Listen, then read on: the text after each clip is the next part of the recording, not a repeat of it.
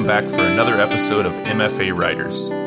It's now late May, so I believe I can safely assume the school is out for the vast majority of people. And since a big chunk of our listeners are students, I wanted to take a moment to say congratulations.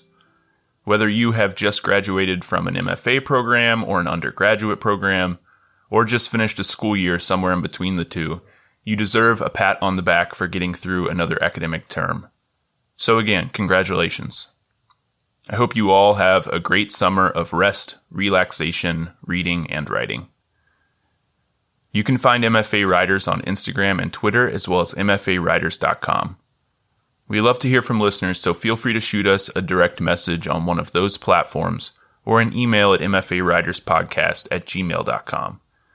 And if you have a minute to rate or review the show, the best place to do that is on Apple Podcasts. Doing so will help boost our podcast as we try to boost these amazing writers. Also, if you or someone you know would like to be a guest on the show, you can apply at mfawriters.com. On that same website, you can also click the support button to support us financially, if it's within your means.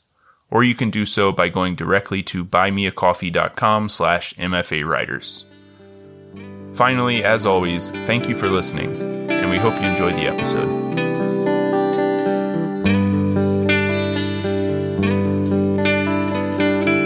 Welcome to MFA Writers, a podcast where we talk to creative writing MFA students about their program, their process, and a piece they're working on. I'm your host, Jared McCormick. Today we've got a special episode with Maurice Carlos Ruffin. Maurice is the author of The Ones Who Don't Say They Love You, which was published by One World Random House in August 2021. It was a New York Times Editor's Choice, a finalist for the Ernest J. Gaines Award for Literary Excellence, and longlisted for the Story Prize. His first book, We Cast a Shadow, was a finalist for the PEN Faulkner Award, the Dayton Literary Peace Prize, and the PEN America Open Book Prize, among others. A New Orleans native, Maurice is a professor of creative writing in the MFA program at Louisiana State University and a faculty member in Randolph College's low residency MFA program.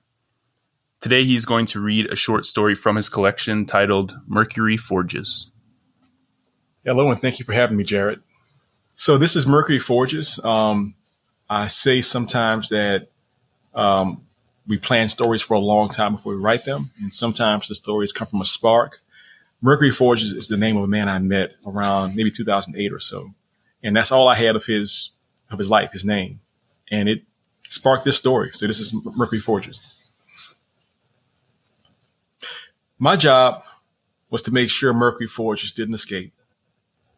He was a stocky black guy in for drugs and guns. He'd gotten out of Orleans Parish twice, and no one knew how he did it. Funny thing is, he got captured within a few blocks of the prison both times. "I get turned around when I'm out there, Deputy Benoit," Mercury said once. "But I'll get free for good. Just you wait." When the hurricane hit and flooded everything, we brought the inmates out to the Broad Street overpass. I wasn't too panicked because one of the other deputies, Ronnie Dismas, said our families had made it out of town before the water came. It'd be easy to look after myself with them out of harm's way. Now, Mercury had snuck away as soon as I turned my back. He was in the P row, about 5 blocks away, bobbing like an apple. I ran across the overpass and climbed down some scaffolding to his boat, which I grabbed. You see, we hadn't cuffed any of those inmates. It would have been too hard to move them all with the climbing we had to do to get to dry land. "Mercury, where do you think you're going?" I asked. I had a hand on my sidearm. "Gotta find Humanity Street," he said. "That's where my pops lives." Now I knew his dad. His dad was a good guy who brought the food plates we deputies ate for lunch. I liked his dad, but that shouldn't have mattered at the moment. I can't tell you why I didn't make him bring us back to the detention area. And after a while, we floated up to a yellow house with flood water almost to the awning. Mercury, now he yanked the metal pole from the water and broke through the attic window and climbed in. and there was a shuffling inside, and I wondered if I should go in after him. I thought this might be part of his big getaway plan, you see. But soon he grunted out the window and pulled his father's body out, wrapped in a heavy blanket. The old man hadn't had a chance. "Bring us back, Depp," said Mercury. And that was what I did. Maurice, awesome. Thank you so much for reading that. Thanks for being here. Thank you. Yeah, one of my favorite stories in the whole collection, so I was really excited when you said you wanted to read that one. I'm a short story writer myself, and place is really important in my work, so I was super excited to find this collection, The Ones Who Don't Say They Love You, a book that puts New Orleans and the people in it front and center. You're a New Orleans native, and are still very much part of that community, so tell us about growing up in New Orleans and what, in your opinion, makes it such a great setting for fiction. Well, the thing about New Orleans is that there is such a diversity of people and of cultures. I mean, obviously we're one city, but whatever you want, you can find it in New Orleans. If you're kind of if you're kind of like the business type person who wants to put on a suit and tie and work in some skyscraper, we got that for you. If you're a bohemian who's come from somewhere else in the country and, you just want to just spend your days writing poetry or playing a ukulele, we got that too.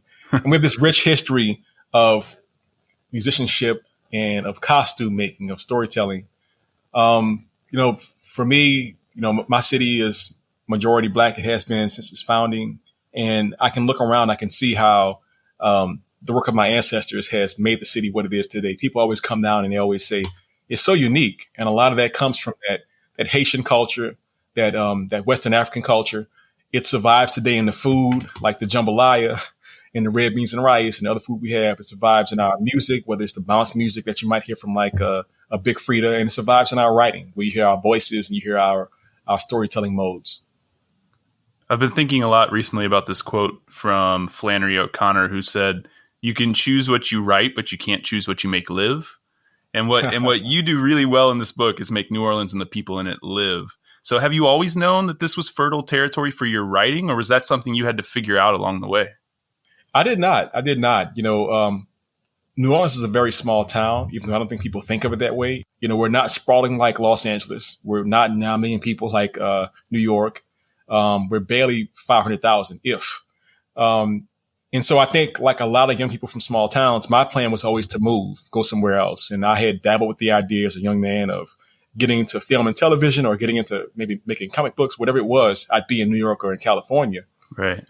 And it wasn't until I had another career path and I was deep into that, thinking about wanting to tell stories and realizing that I come from a place that everybody's aware of. And yet you get very, very few stories out of this place. Right. We get people that visit the place and they tell stories, which is, wonderful. But, it's not like New York City where there's probably, 80,000 writers there right now, which, is wonderful. So I really felt like there was an opportunity for me as one of the few, one of maybe a couple dozen people in my hometown to begin telling these stories and try to tell them in an authentic way. Right. Yeah, I'm one of those kids from a small town that you that you mentioned. Like, I'm from like tiny rural Missouri town, and it was the same thing. I couldn't get out fast enough. But then I left, and several years later, when I really started getting into writing and specifically fiction, suddenly it was like I could only write stories about my hometown. It was like the people of my hometown. That setting was what lived on the page. And every time I've tried to go outside of that, it feels flat. It feels false in some way. It's an interesting phenomenon. Mm-hmm, mm-hmm. Yeah, I'm definitely a New Orleans writer. People often say that they don't want to be pigeonholed, but what I learned is that if you're from a very unique place, or really from any place, I would say, you can always tap into that power. Right. Being a New Orleans person means I talk a certain kind of way, I write a certain kind of way, I have a certain kind of sense of humor, I present drama in a certain kind of way, and I have all these stories and history that I can draw upon from my city that just makes my work come alive. Yeah, I guess that was one of the realizations I had. It was my hometown was the most boring place in the world to me when I was living there. And you realize there are so many people who didn't grow up in a place like that. And there are only the people who have lived there can really tell those stories in an authentic way. And, they resonate with people, I find. Absolutely. People do not want generic stories.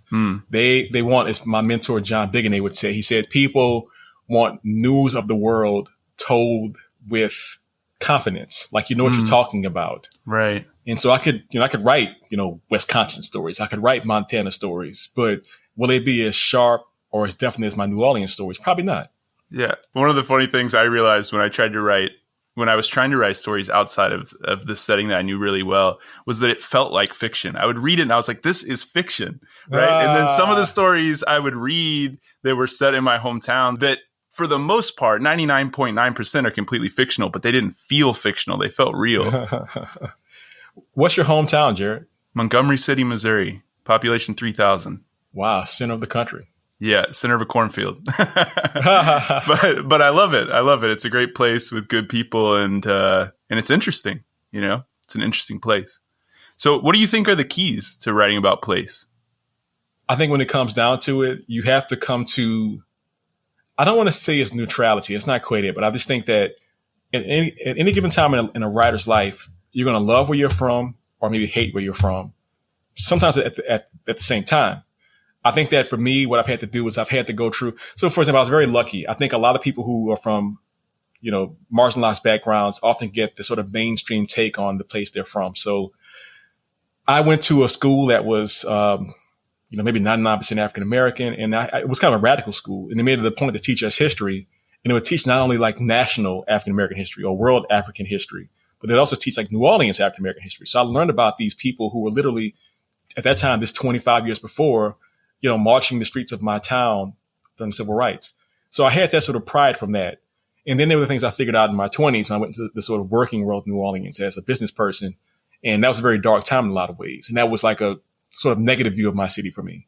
And then having to sort of take those two views and put them together and then go, well, okay, that's, you have one side, you have the other side, but what's really going on? And I think that my background allowed me to see, like in detective stories, they always say that like a detective is a great character because they get to go through all those society from from the parlor in the mansion to, the grubby bar, behind the dumpster, that kind of thing.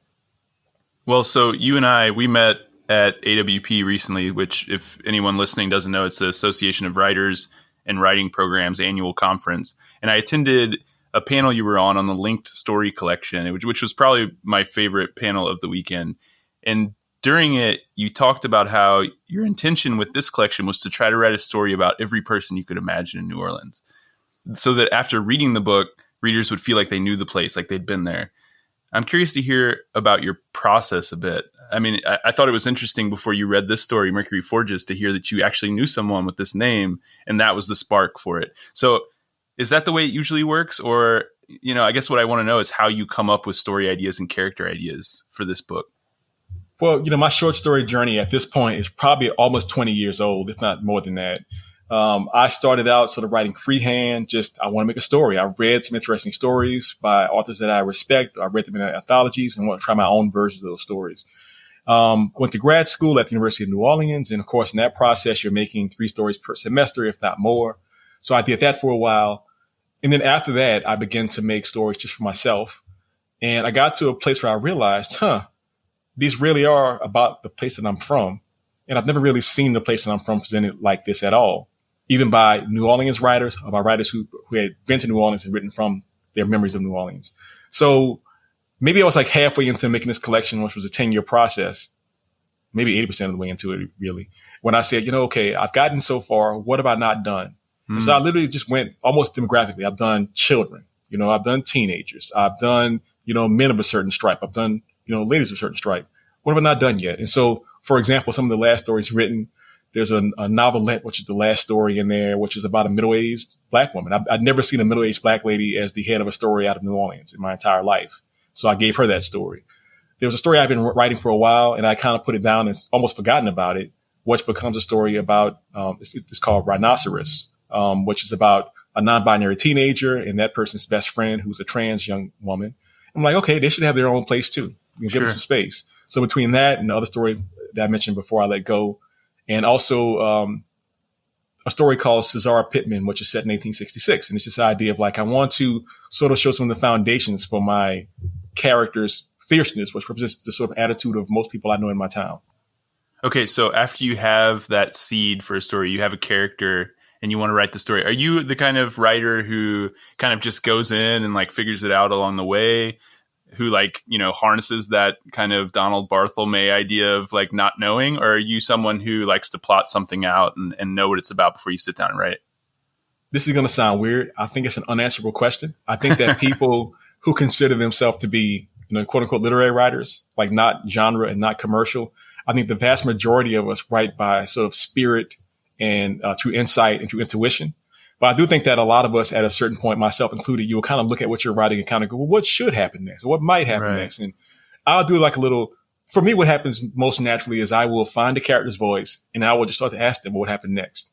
And they will talk and they'll blather and I'll hear them and I'll go, look, that sounds very realistic, but leave out the boring parts, please. Give me the exciting stuff. Give me the dramatic moments. And so I'll get that.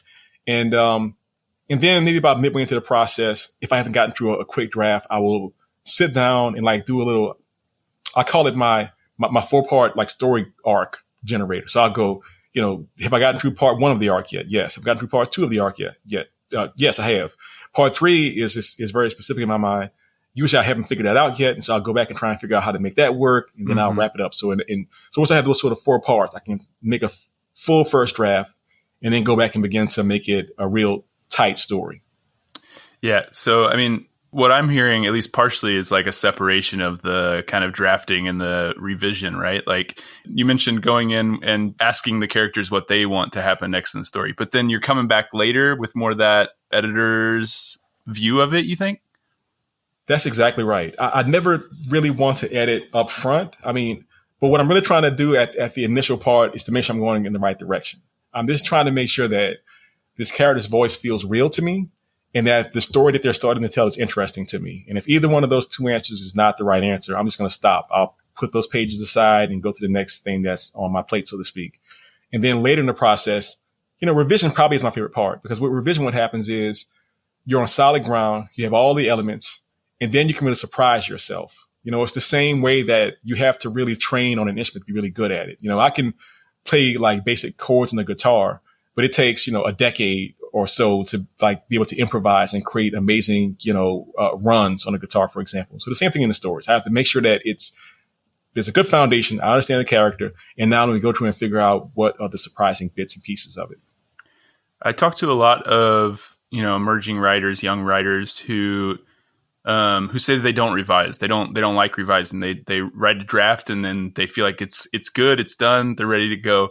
And I think part of the reason that people can be hesitant to really dive into the revision process is because it doesn't sound as fun as drafting, right? When you're drafting, you're coming up with the story and you're being surprised and it's kind of the characters are talking to you and it's unfolding in front of you. I think people see revision as just editing what's there. But what I find is that I'm often surprised during the revision process. The story's going directions I didn't imagine while I'm revising it. Is it the same for you? Absolutely. Because, when you're in that first draft, yes, that is primarily a time of discovery. You don't know what's going to come out. You don't know who's going to say what. You don't know where they're going to go. You don't know what the sort of major themes are going to be. Right. And that is a lot of fun. And I love that part of the writing. It's very thrilling. But really, I think the thing that makes the most memorable works are the writer getting to the end of the story, maybe 3 or 4 times and looking back and going, okay, where are there opportunities? And, I'll give an example. This morning, I've been rereading Watchmen, that graphic novel from Alan Moore and Dave Gibbons.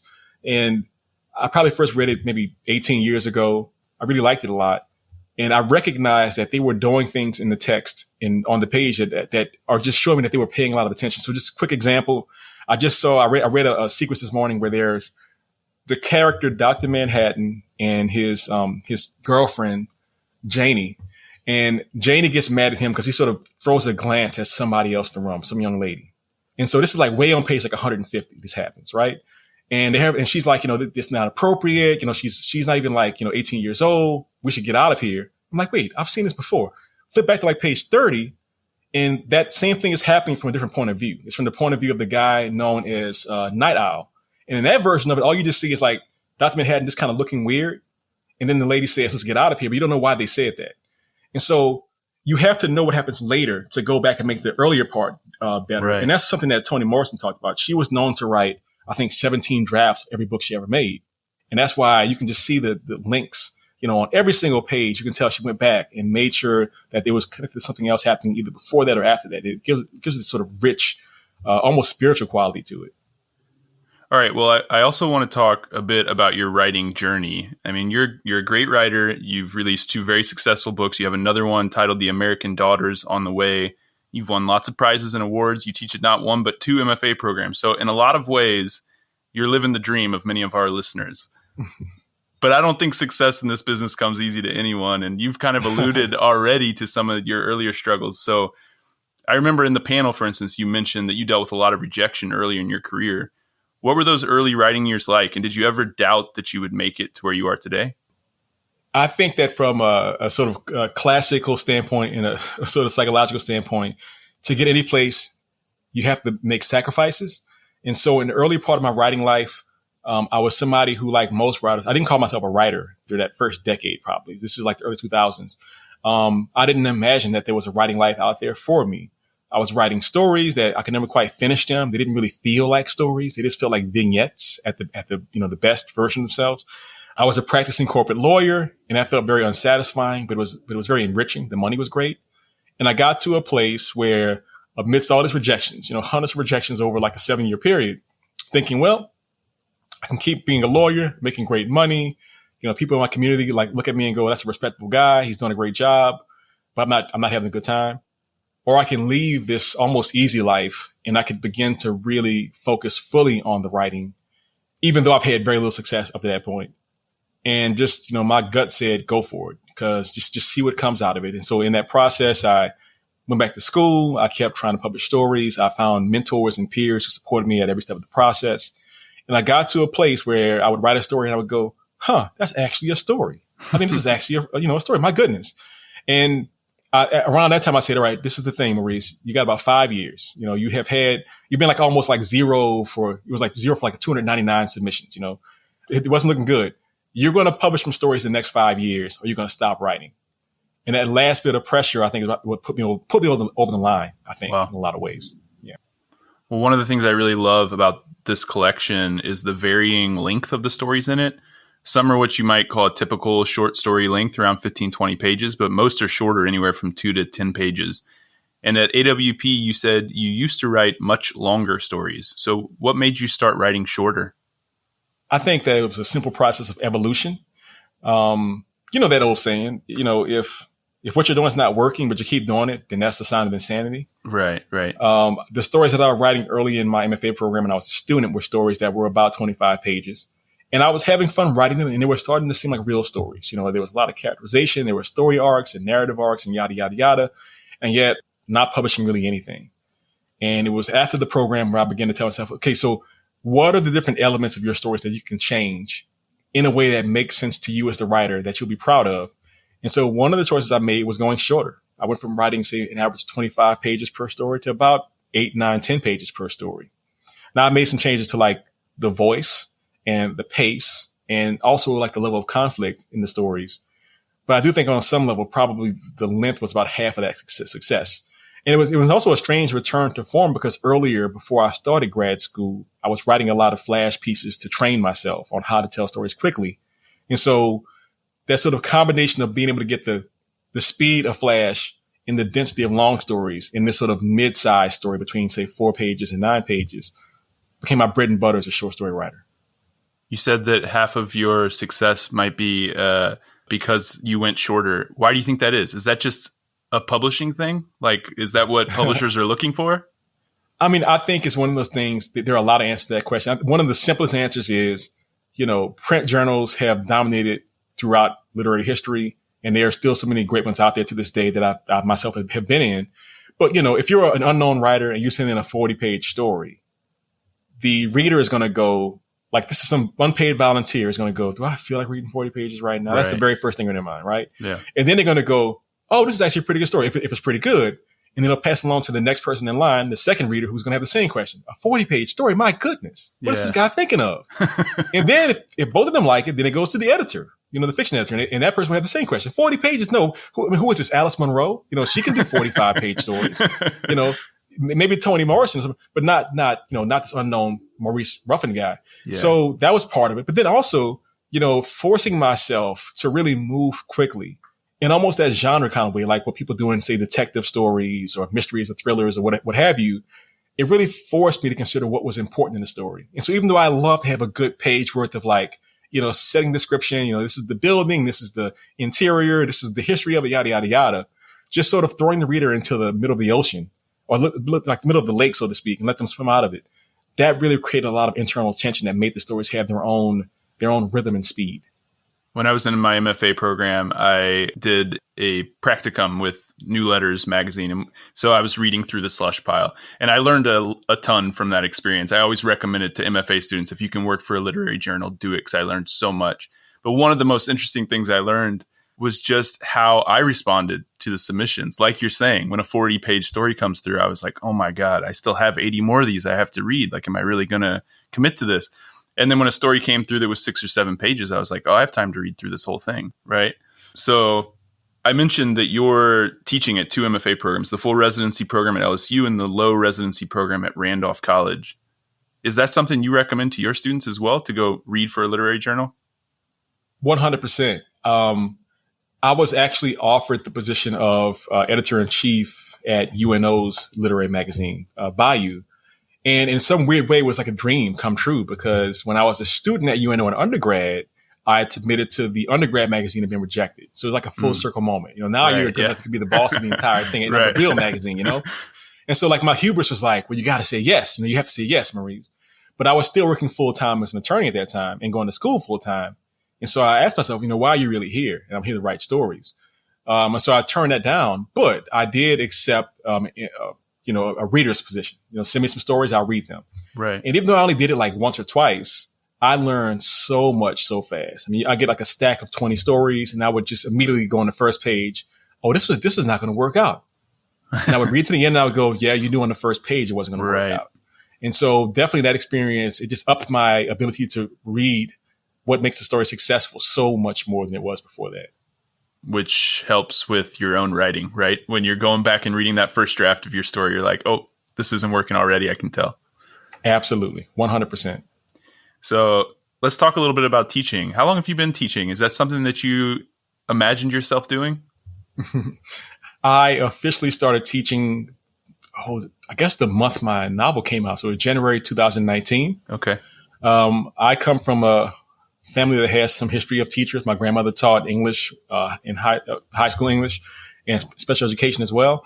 I always told myself from undergrad that I would never teach. And the reason why is because when I was in undergrad, I loved my professors of literature so much, in English. And yet to me, they seemed bored. And it seemed like, you get your master's, you get your PhD, you have a specialty, you focus on that. But if you're not really like innovating within that area, you're teaching the same thing for your entire career, 30 years, 40 years, 50 years. And it just seemed a little bored, not even really burnout, just kind of bored. And so I said, Maurice, go out into the world and find some adventure.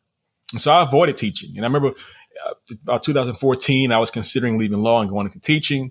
And my mentor, who was a retiring professor at LSU, he said, you don't want to teach, Maurice. Just keep writing, man. It's so much more enjoyable.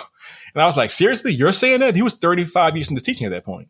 But long story short, a few years later, I got some opportunities. I was invited to teach as an adjunct at Tulane. And, look, adjunctships are not very good. The pay is low. There's no benefits. Right. There's no respect in it.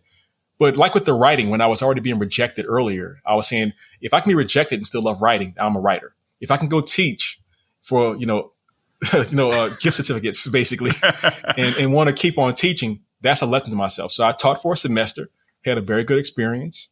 I had already turned down LSU before that, the previous semester. And I reached back out to them. I said, hey, you know what? I want to reconsider. You guys still have a spot open.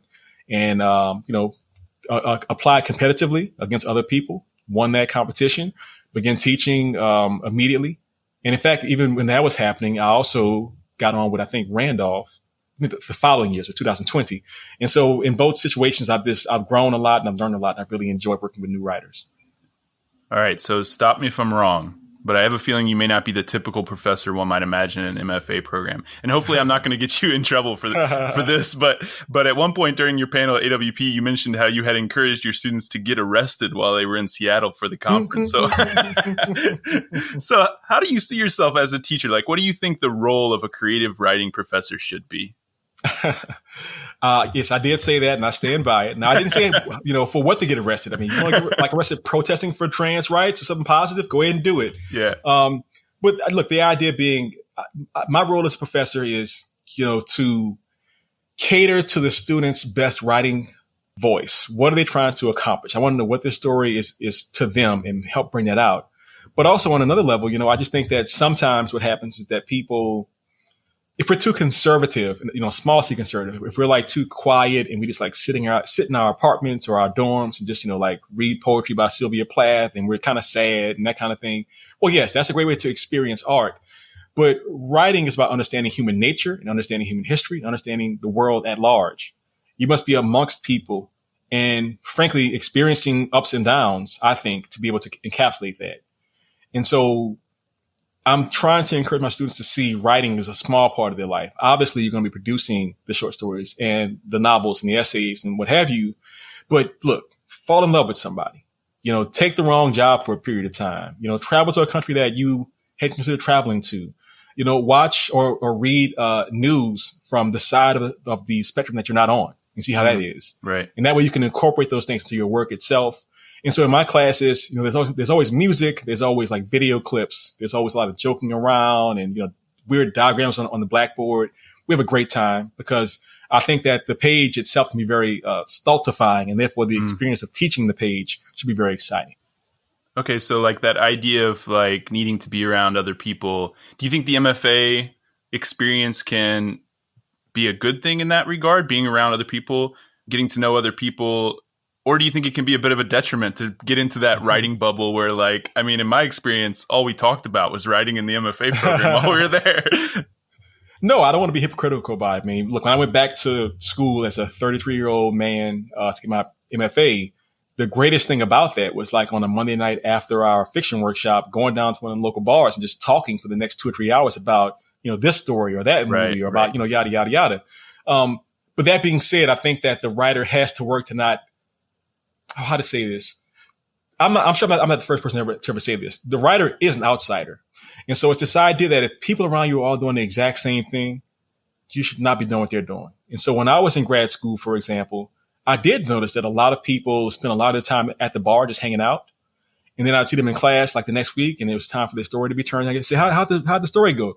Oh, I just wrote it last night. I'm like, wait, you just like wrote it like in 3 hours? Like you didn't like take more time to think it over? No. Me and my best friend were the opposite. We went out like maybe once a week, if that. And we spent a lot of time writing and trading our stories back and forth and making them better and better and better. And even like hearing people like submitting a story and have to pay like a $10 submission fee. And I would say to my friends, you do the same thing. And they would go, but then I can't buy beer. I'm like, well, what's more important? Like getting your stories into the world or like buying the beer, Yeah, it's a difficult line to walk, right? I mean, like, because I agree that one of the best parts of my experience in the MFA was like the community, getting to know people, getting to know professors as well who had like made a career out of it, seeing people who had actually accomplished this thing that I for so long felt almost impossible to me, right? It was nice to spend time going out with those people, but at the same time, you can't lose sight of like putting in the time to actually write. Yeah, and to be clear, I mean, I'm living the dream right now. Yeah. This idea that I, have 2 books out and one on the way, and then I'm teaching in 2 different programs. I'm traveling and meeting readers and writers constantly. This is better than I ever thought it could be. Well, congrats. You deserve it. Thank you. Thank you so much. One thing you talked about that really resonated with me at AWP was this idea of finding joy in your writing, that it was important to have fun and enjoy the work, which in my experience can be easier said than done. I think if students aren't careful, the MFA can strip you of some of that joy. It can make you competitive. It can make you feel obsessed with getting published, obsessed with your career, all of which can kind of distract from what I think is the most important thing, which is the art. So how do you suggest protecting and fostering that sense of joy in your work? Yeah, that's a wonderful question. I've thought a lot about that the past few years. I mean, especially with the pandemic and with the previous few election cycles, it can feel pretty bleak. I encourage all writers to remember their favorite stories. I mean, what were you reading when you were 10 years old that made you really excited? How about when you were 16 years old, when you were 25 years old? When you sit down to write anything, you should do it with a sense of playfulness, with a sense of, this is going to be great. I had a friend, she said she would sit at her typewriter, this back in the day, and she'd look in the mirror and she'd kind of smile and go, I'm as good as Virginia Woolf, that kind of thing, Yeah. And so it may seem a little weird, but I just think that the idea of the suffering writer, like that sort of the French writer in the garret in Paris who's freezing and they have no food and stale bread, and it's all about suffering. It's like, no. Human nature requires that you enjoy what you're doing to keep on doing it over a long period of time. Otherwise, you sustain too much damage, and you stop, or the writing becomes stale. And so for me, I'm always trying to find that place that feels a little dangerous, but also a lot of fun. I try to approach it as if I was like a masked adventurer in a comic book. What's out there in the dark? Well, let's go find out. Right. I mean, there was that study that came out years ago where they found that like just smiling at yourself in the mirror actually improved your mood, right? Literally. That same friend gave me that idea like probably over 10 years ago. I do it myself all the time. Yeah, it helps. So what are some concrete examples of, like what we can do to foster that joy, to keep it going, to keep the spark, I guess? I think that for me, what I do in my actual writing practice is that there was almost always a time in any story or essay or novel that I'm writing where I just feel a little bored, a little tired, a little burned out. And I literally ask myself, what would make this thing I'm doing right now feel more joyful? So maybe it's something simple like, this third person point of view is kind of a drag. Let's try first person. Or maybe it's something crazy. Like, look, I just wrote a draft of something yesterday, and the very last line is, "Let's get out of here," the gerbil said. Now, am I going to keep that line? I have no idea. But it just felt funny. It made me laugh to write that. I'll send a little screenshot to my friends of the gerbil said, and they were like, what? So that's fun. And then in the rest of your life also, I think the idea of being kind to yourself is something that's often pushed aside as this sort of new age nonsense, but it's a real thing. We must be kind to ourselves.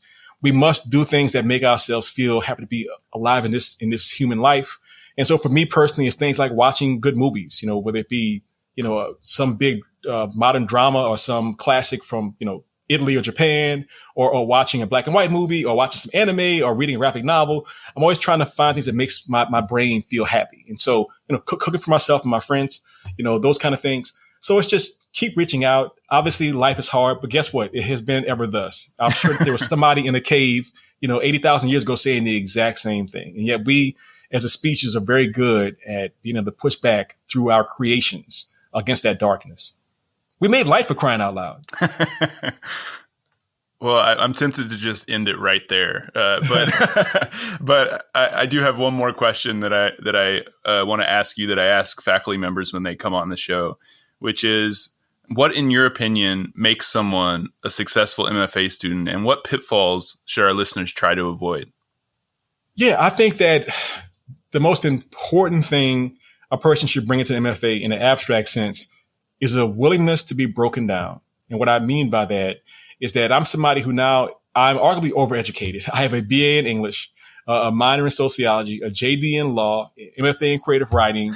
I got a master's in psychology, and there's probably something else out there I'm forgetting right now. I have a lot of education. But what I noticed in every incident was that you walk into a program, it's one person, and you leave as another person. And part of that process is you're broken down, if you're lucky. If you walk out as the same person, you wasted your time and your money. On a more practical level, I think your attitude, this is the old saying, I'm not sure if it's just like my neighborhood or whatever. People say your attitude determines your altitude. And so I remember I went into the program with the sort of first principle of making myself the best writer in that context that I could be. And so, for example, when questions get asked, hey, Maurice, do you want to live your dream of being the editor of the magazine? What's my first principle? Being an editor of a magazine or writing great stories. It makes those answers come a lot faster.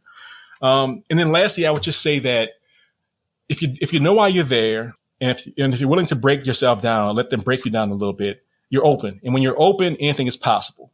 And so you were trying to look around and see what is valuable to you as a writer in those moments. Who are the mentors and the peers and the craft books and the collections of stories and the novels and the architecture magazines and what have you that feel like they're actually going to be feeding you.